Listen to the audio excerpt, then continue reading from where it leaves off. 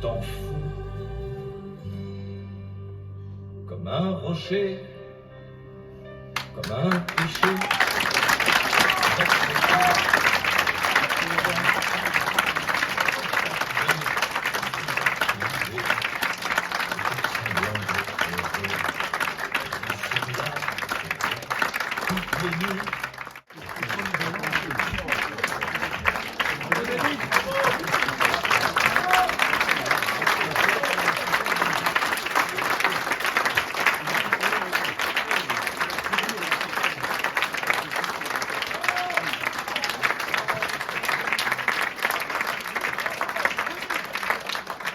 Une, deux, deux. Ça marche? Oui, vous m'entendez? Oui. Bon, je suis très ému. Bravo. Merci, parce que je travaille tout seul avec ma caméra, c'est moi qui va filmer, qui va voir les gens. Et j'ai initié vraiment ce film, donc de voir que c'est ça la beauté du producteur, en fait, c'est de rassembler les gens, parce que cette soirée, elle existe, parce que Serge m'a dit oui. Bon, je l'ai un peu harcelé. Et tout a démarré justement de ce festival Napoléon, qui est en ce moment qui est un festival que j'ai créé. Et donc ce film fait partie, voilà, on a eu une pièce de théâtre cet après-midi, demain il y a encore plein de choses. Et d'ailleurs on voit un petit extrait du festival Napoléon. Mais c'était voilà, un vrai bonheur, donc c'est marrant, vous avez ri à des moments où je ne m'attendais pas, donc c'est très, très beau, mais voilà, je suis très, j'ai envie de pleurer, mais voilà, je suis très, très, très ému. Parce que c'est un grand maître qui a tout donné dans cette interview et qui justement, je l'ai emmené dans des retranchements, mais pas dans un sens négatif, et pour vraiment on ressort de cette séance, j'espère que ce sera votre cas, où on ressort avec, on comprend que voilà, la vie vous prend beaucoup, mais aussi vous donne beaucoup de choses. Et donc la vie a beaucoup pris à ce monsieur, mais lui a aussi donné beaucoup, beaucoup de choses. Donc j'espère que vous retiendrez ça, et surtout son art. Parce que je voulais comprendre la cuisine un petit peu de l'auteur. C'était très, très important pour moi, parce qu'on n'en aura pas deux. Vous voyez, comme Molière, il y aura deux pièces de théâtre, il y a eu deux pièces de théâtre après Molière, mais il n'y a eu qu'un seul Molière. Il n'y aura jamais deux Serge Lama. Voilà.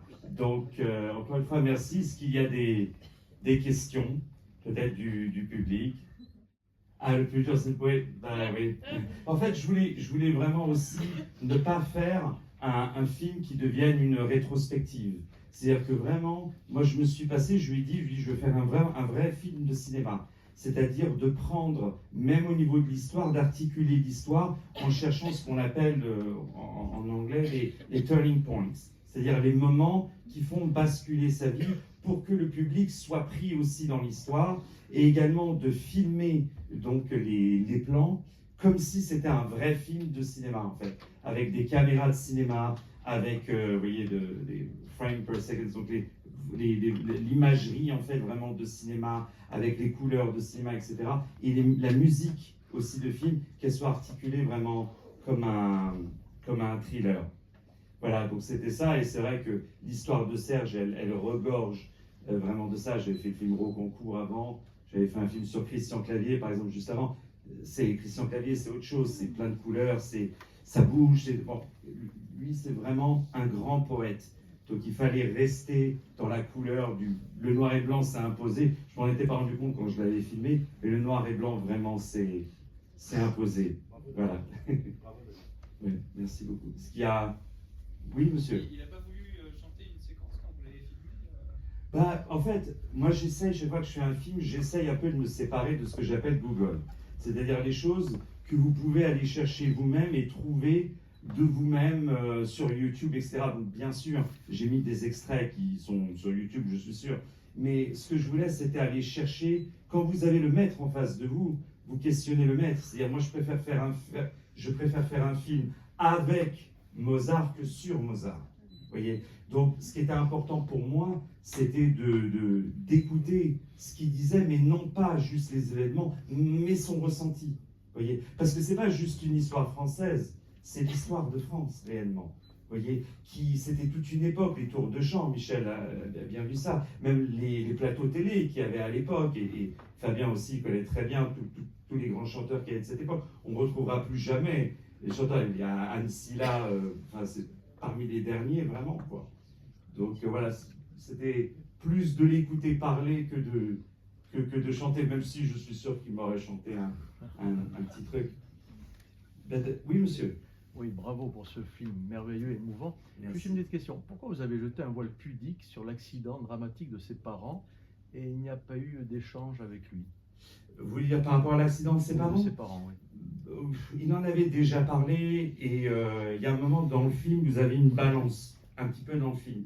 C'est que si je remettais encore un accident, Monsieur Drucker l'a évoqué et je pense que c'était mieux que ce soit quelqu'un d'autre qui le redise.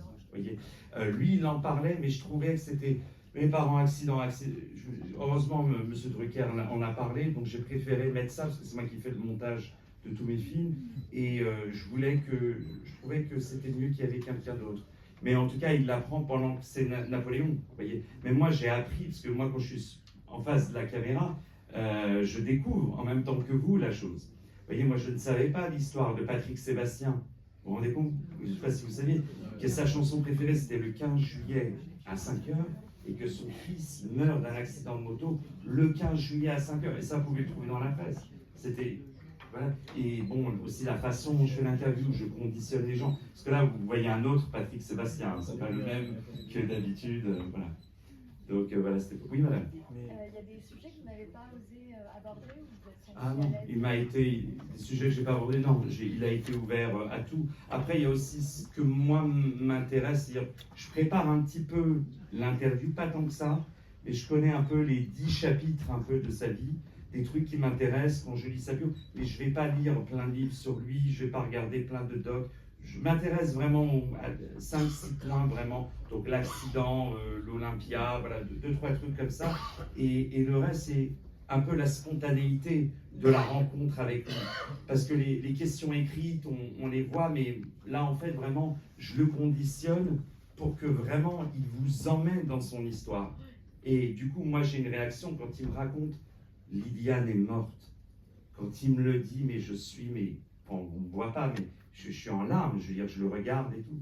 Donc, c'est tout ça, voilà, c'était... J'ai dit, ça vous dirait qu'on l'appelle? Oui. Vous voulez qu'on l'appelle? J'ai envie de l'appeler. Toi, Michel, t'as son numéro. Oh, voilà, c'est là qui m'appelle, j'espère qu'il n'est pas occupé.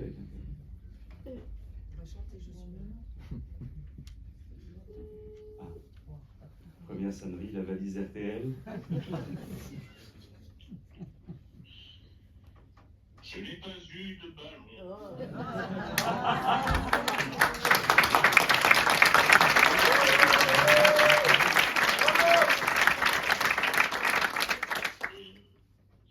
Tous mes ballons étaient crevés.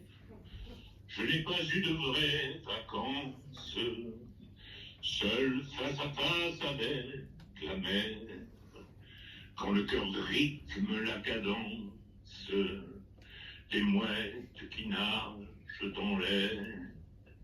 J'ai rien demandé, je n'ai rien eu, mais j'ai fait ce que j'ai voulu.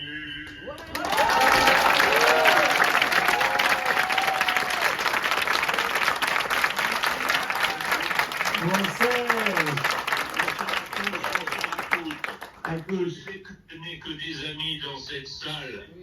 Alors, je ne peux pas vous remercier tous, mais je ne pouvais vraiment pas être là, vous savez.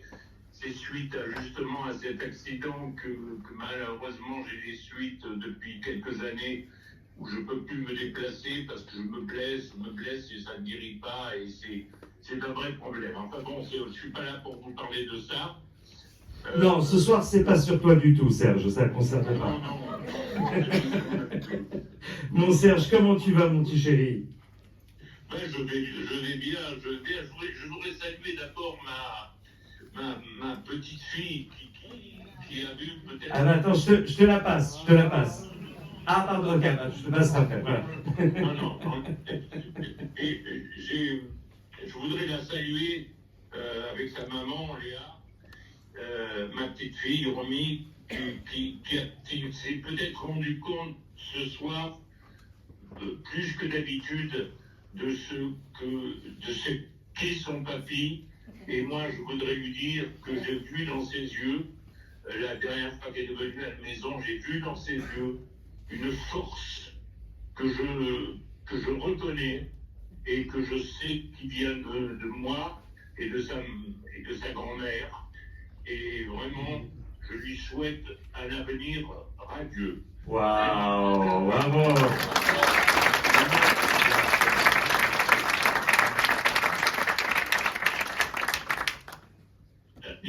Pose-moi les questions maintenant. Ah oui, alors, il faut que tu saches que pendant le film, tout le monde a pleuré. Vous êtes d'accord ou pas? Oui. Voilà. Et Michel Drucker, il est monté sur la scène, il a chanté à maman. Oui. Tu veux lui dire bonjour, il est là. Je t'embrasse, Michel. Je t'embrasse très fort aussi. Alors, est-ce que tu aimerais dire un mot avant qu'on passe au cocktail? D'abord, je voulais te remercier vraiment du fond du cœur pour l'opportunité de ce film et merci pour ta générosité de t'être aussi dévoilé dans le film. Est-ce qu'il y a quelque chose que tu aimerais ajouter au public? Je voudrais dire que c'est grâce à mon épouse, Luana Santonino, que Lama, quand même, Lama, que beaucoup de choses ont été faites avec toi, parce qu'elle t'a toujours poussé dans tes derniers retranchements, et je voudrais quand même la remercier. Exactement. Et dire au public que je l'aime, parce que je les ai tellement aimés dans ma vie, et ils le savent tous, je les vois, parce que je sais les noms, alors je les vois tous dans ma tête, et je sais, ouais, tout ça, je vous sais tous, et je sais tellement à quel point vous êtes émus, et je vous comprends, parce que j'ai vu ce chef-d'œuvre, le documentaire, qui est peut-être la meilleure chose qui est faite sur ma vie, parce qu'on comprend des choses que peut-être on ne comprenait pas des fois, parce que c'était raconté d'une façon un peu disloquée comme ça par moi d'ailleurs. Et sur interview. Voilà, alors je suis très content de ce documentaire. Je suis très content, j'espère qu'il va aller quelque part avant d'aller loin. Parce que s'il va quelque part, bon, il va aller quelque part, il sera plus acteur parce que c'est évidemment si une chaîne le prend, ça restera sur une chaîne. Ça s'arrêtera là. Mon cœur. Merci mon cher Serge. Et je pense que le public... Pardon, j'ai pas entendu Serge. Je te souhaite à toi, qui est le réalisateur de ce merveilleux documentaire, et je souhaite à tous mes amis le meilleur, et croyez bien que je regrette vraiment de ne pas avoir pu être parmi vous, mais j'ai eu interdiction par Luana parce que l'état de mon pied, c'était pas possible. Mais je viens toujours te chercher tout à l'heure pour aller en boîte, tu m'avais promis. C'est ça, on va en boîte. Voilà. Bonhomme dit oui, alors... Bon, en tout cas, je t'appelle tout à l'heure, mon Serge, et je pense que le public doit te dire un grand merci, Serge.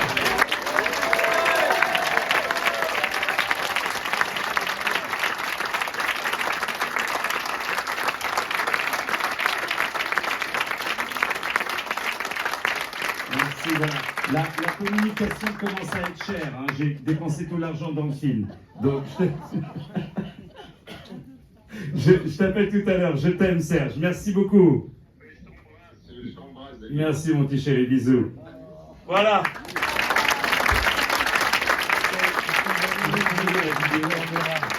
S'il y a des gens qui ont filmé, envoyez-moi la vidéo après. Voilà, je vous souhaite une agréable soirée. Il y a un cocktail. Après, vous pouvez manger. Voilà, il y a des boissons, il y a du champagne.